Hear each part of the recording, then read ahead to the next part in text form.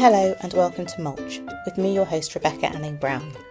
This is a weekly podcast for flower farmers who want to build a confident flower farming practice that reflects the lifestyle that you want now and in the future.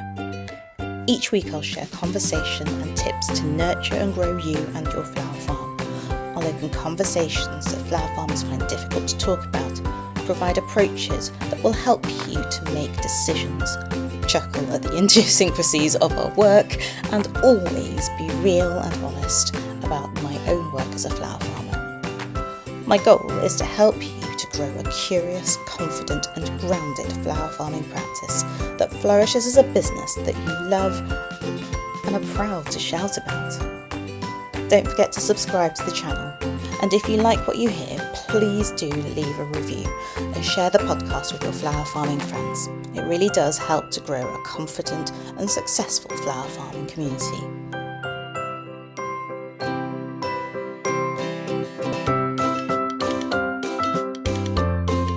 Hello and welcome back to Mulch.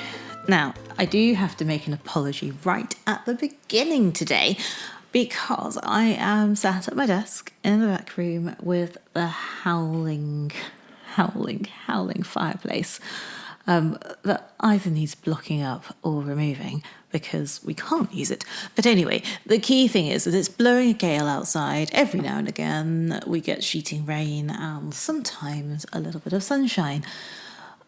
The downside of being comfortable in my chair with a hot water bottle and a blanket as I record is that the fireplace howls. And I'm sorry.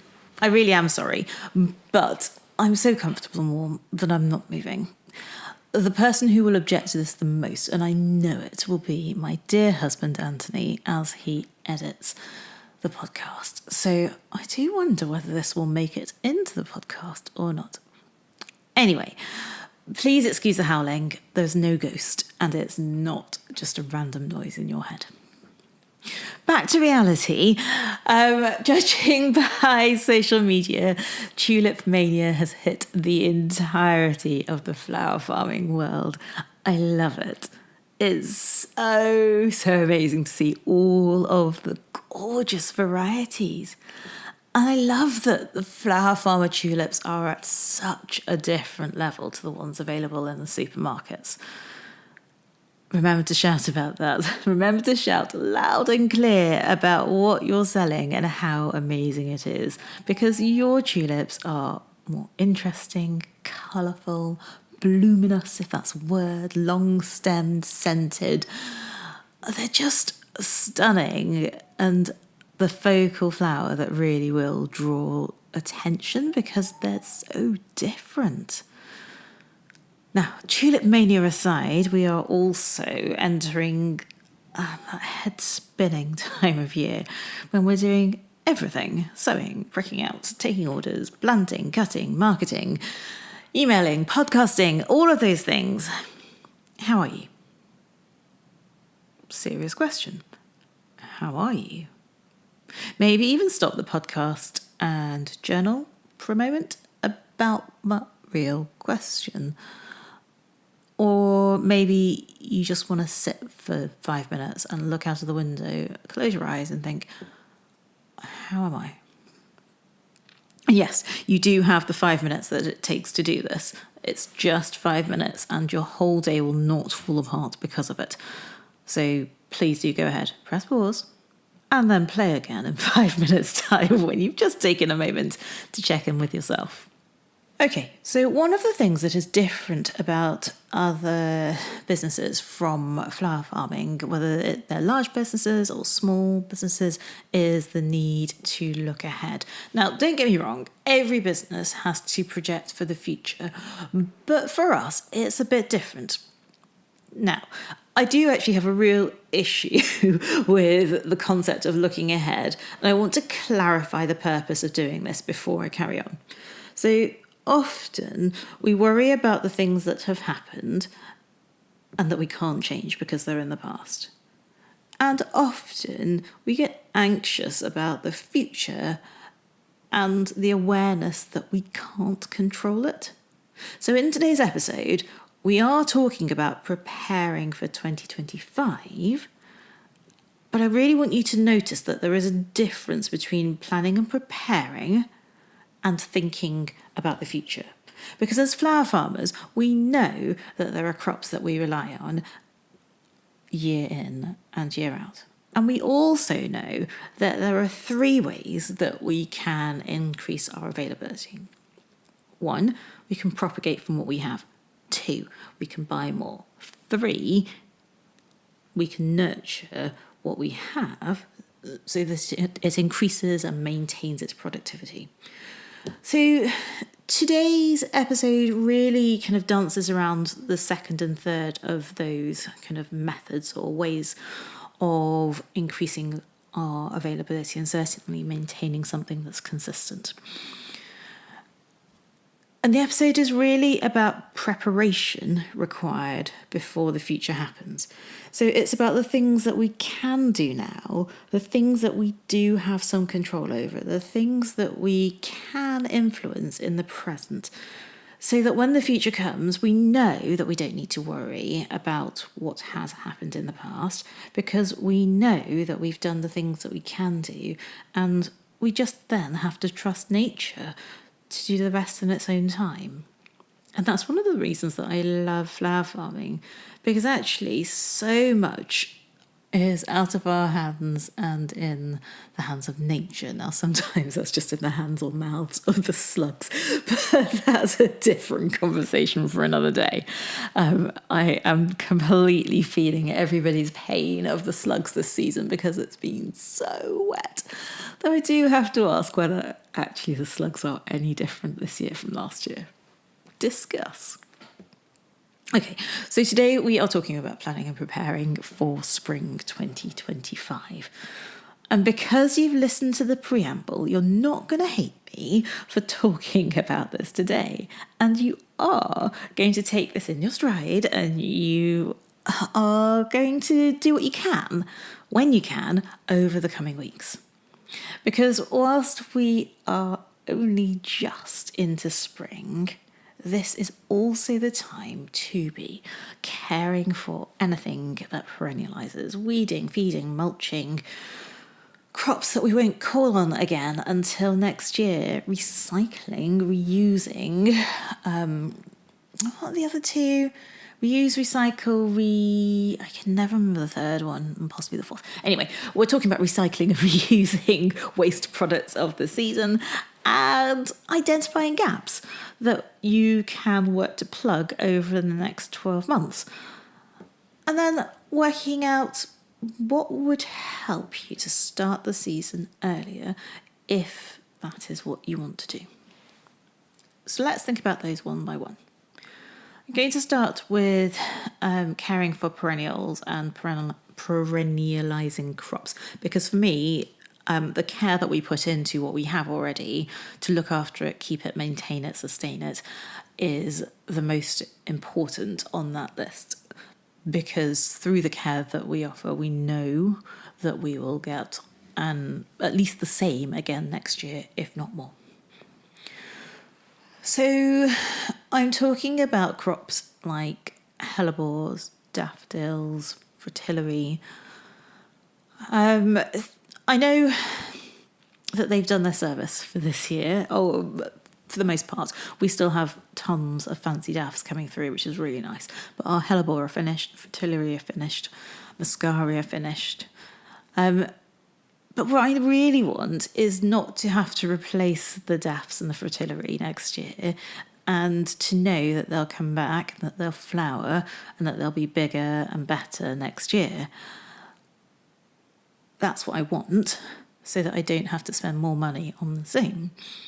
So with our hellebore, we weed them now. So we weed them before we cut them back, but we also weed them now, and we give them a really thick mulch. They love the nutrition, but also that mulch helps to keep the crowns moist and cool in the warmer months to come. So we weed, we feed, and we water. Now, I know we've had a ton of rain, but yes, I am honestly saying that we water because if you think about it, the leaves of hellebore are massive. They form a wonderful umbrella covering the ground. So actually, a large proportion of the water goes off the leaves and onto our borders on either side and not down where I want it to be, watering my plant. So we use a long hose-pipey thing and we water at the bases underneath those glorious leaves so that the water reaches the places that it needs to be. Okay, with our bulbs, I think you have to be cruel to be kind. So at this time of the year, anything that has flowered and we haven't cut, I remove the heads. So I remove the heads of daffodils, fritillary, muscari. Those are kind of easy crops to name. And I do this so that they don't produce seeds. Now, I do leave a proportion because they're good for pollinators. We've got tons of bees around at the moment, which I would suggest is early, but I'm not a real bee knowledge type person, but I definitely think it's early. So I like to leave some, but the majority I take the heads off. And the reason that I do that is because bulbs are weird. They have this really strange habit of producing seeds from the flowers. No, most flowers do. But also producing bulbs at the bases. Now, growing flowers from seed takes longer than growing flowers from bulbs. So I want more bulbs and no seeds. I also want my plants to dedicate their energy to doing one or the other and not trying to split their attention. Because a bit like, my son, who definitely cannot play Pokemon and do his homework at the same time, plants can't direct their attention in two directions at the same time either. So we take the heads off. And again, we water. Now, it's not quite ready for feeding time. We'll probably give them a liquid feed of seaweed. But once they start to die back, we'll leave all the stems there and we'll give our bulbs a mulch. So they'll have a nice thick mulch of manure stuff. And if I remember, they will get covered so they don't get weeded over before next season. So that's what we do with those. And that just helps to ensure that the energy is going in the right direction for our bulbs, that our bulbs are likely to produce more bulbs, and that those more bulbs will give me more flowers in the future. Okay, so weed, feed, water. Really simple, but incredibly important to do it well, and also to do it now when they're growing and producing more, rather than waiting until later in the season or next spring and watering desperately, expecting that to do something. By then it's too late. You need to do it now. So the next thing on my list to talk about is the reuse recycle thing. Now, in particular here, I'm thinking about tulips, and I do have to give the caveat that the approach that I'm about to take works for us, and it works for us because we crate tulips. So we only trenched tulips in our first year. It was such hard work that I've never done it again. And all of our crates are business waste. So they've come from other businesses around us in Leeds that are throwing them away or are given them with their produce and they don't have the storage for them or the need. So over time we've gathered and collected quite a lot of crates. So again, that's kind of local recycling. Now, tulips. We crate them all and we use fresh compost in the crates every year. So once our flowers are ready for pulling, we pull them, we cut all the bulbs off into one bucket, and when a crate is empty, we empty all of the compost into a separate bucket. Any tulips that we haven't sold because they haven't opened up nicely, or because we haven't sold them, which hopefully is not too many, we also put in with the bulb bucket. Okay, and then all of those tulip bulbs and kind of tulip waste are shredded and added to our compost bags. and the compost is broken down, mixed with manure, and used to mulch the beds. Now, I can hear the cries of anxiety as you're talking about, what about disease spread, and what about tulip fire, and all those other nasty tulip nusses. And I want you to really think about what I said. I said that we use fresh compost to grow our tulips in every year, and that's fresh bought compost that we use. And then the compost is going into mulching beds. So we don't put tulips in beds, so we're not going to spread tulips to the beds, tulip fire or any other tulipy diseases to the beds. And we mix it with manure, so it's not pure tulipiness going onto those beds. All right. And as far as I know, and correct me if I'm wrong, tulips and hellebore or tulips and roses have nothing to do with each other. So I am pretty confident and pretty happy to put or to reuse that compost on those crops.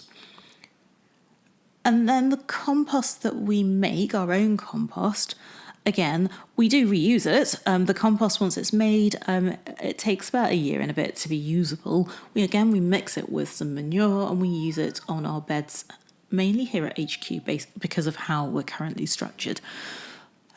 So again, it will never see a tulip again, other than the random rare tulip from the previous owners of the house.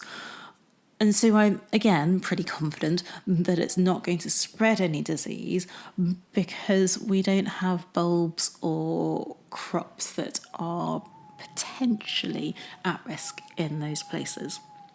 So we're reusing, recycling and keeping as much as possible on site. We're adding to it with some manure and we're not wasting the nutrition and goodness that there is within the compost and also within the bowls because they're full of nutrition and goodness, and we're using it all again.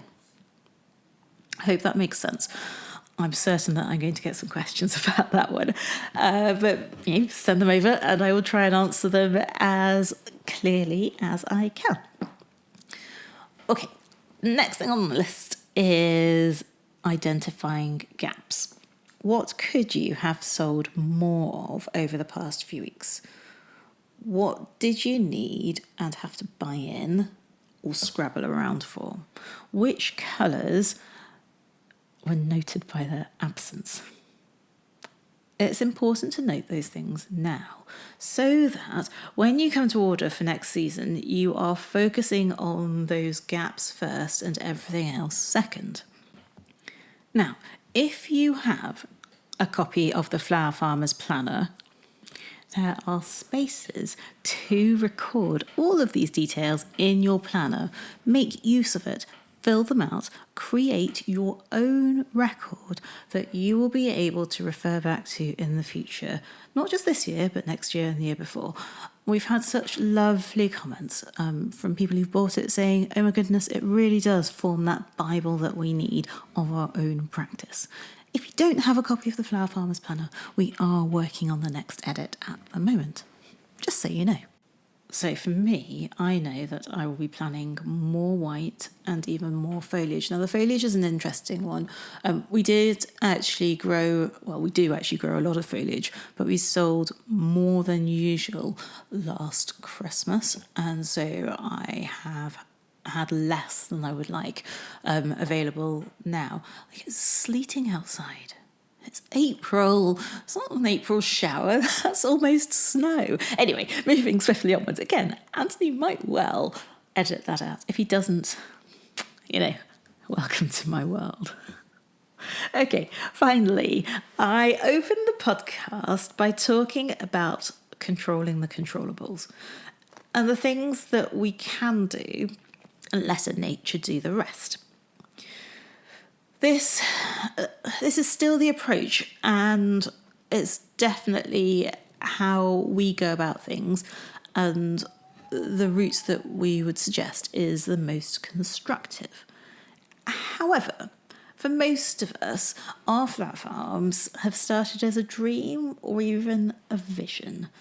And so it seems wrong to be planning for the future if we're not also dreaming about what we want our businesses to feel like this time next year. Now, this is something that's definitely outside of my comfort zone. I like tangible facts that I can hold on to, but there is no way that Silver Grey Foliage would be here, never mind where it is, if I relied solely on tangible facts.